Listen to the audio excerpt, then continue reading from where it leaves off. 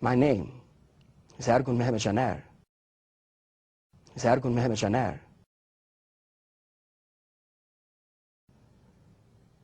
I came to this country to be, for lack of a better term, a missionary to you.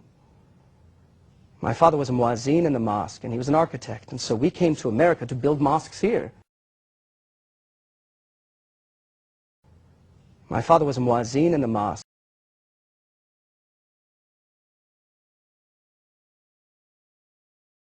Father was a muazzin in the mosque.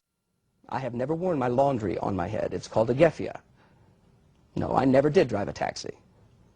I have never worn a silk shirt open to my navel with gold chains dangling in the midst of the chest hairs, and going up to people saying, "Hello, beautiful woman, come with me. Come on, I'll give you 10 camels for the woman. Come with me."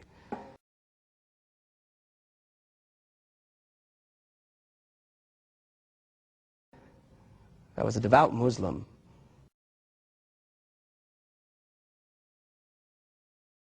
Here's what I mean.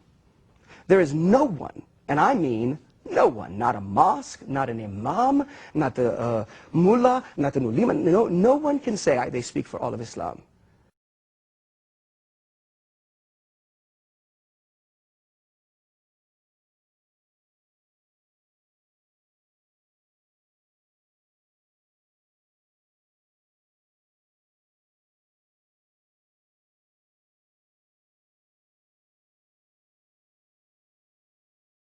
Not an ulema, no.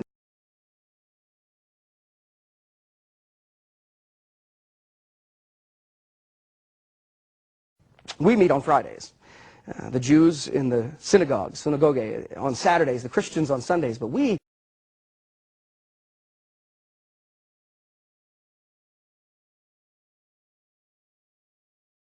synagogue on Saturdays, the Christians on Sundays, but we Jumu'at prayer. That's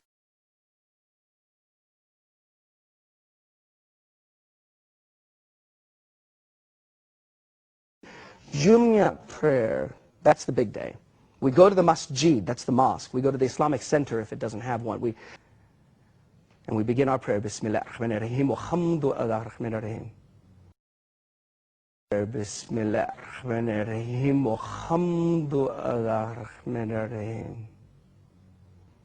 You see us putting our foreheads to the ground? Bismillah ar-Rahman ar-Rahim. الحمد لله رب العالمين الرحمن الرحيم مالك يوم الدين.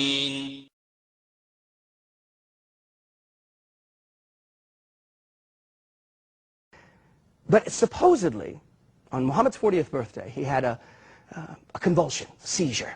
At the very beginning of the hadith, that's the recorded sayings of Muhammad, it says that Muhammad rolled on the ground and roared like a lion, foamed at the mouth, and when he comes out of this seizure,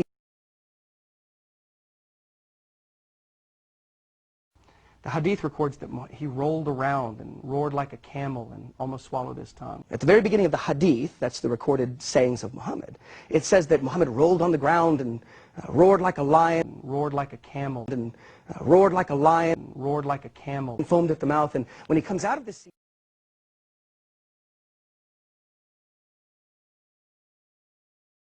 we are invested in what is called shahada. That's the creed, the kalima. It is the first pillar of Islam. There is no God but Allah, and Muhammad is his final prophet. Everything else after that, salat, zakat, swan, prayer, fasting, almsgiving,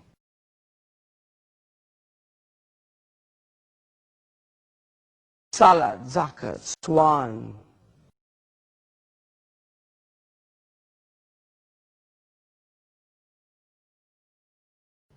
you have giving of 1/40 of your income, 2.5%, which sounds good to some of us. It's a whole lot less than we have to give in our churches, which sounds good to some of us. It's a whole lot less than we have to give in our churches.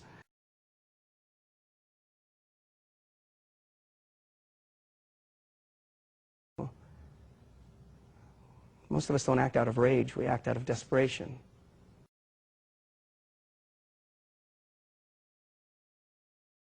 Our culture, our foods. We live and die by these rules that dictate to us. Halal and haram, the dietary restrictions. I live this devoutly.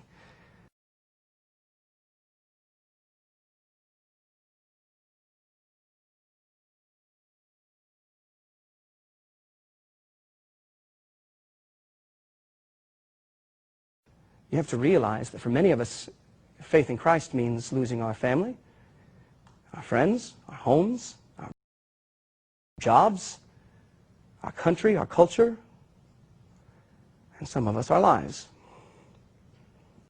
They didn't mock me. They didn't make fun of my accent. After the service, the first service, Jerry dragged me to Pastor Clarence. He said, Pastor, here he is. Like you got to point out the guy wearing the dress, right? He said, here he is. Clarence Miller said, boy, what you think about Jesus? Now, I want you to hear what I said because it's exactly what every Muslim says.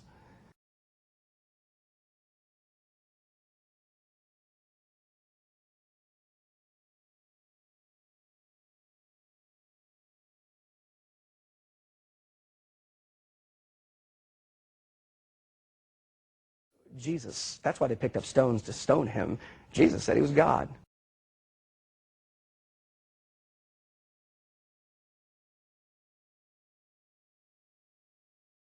You don't have to keep trying to atone.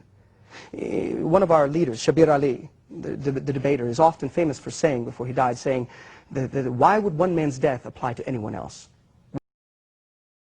One of our leaders, Shabir Ali, the debater, is often famous for saying, before he died, saying,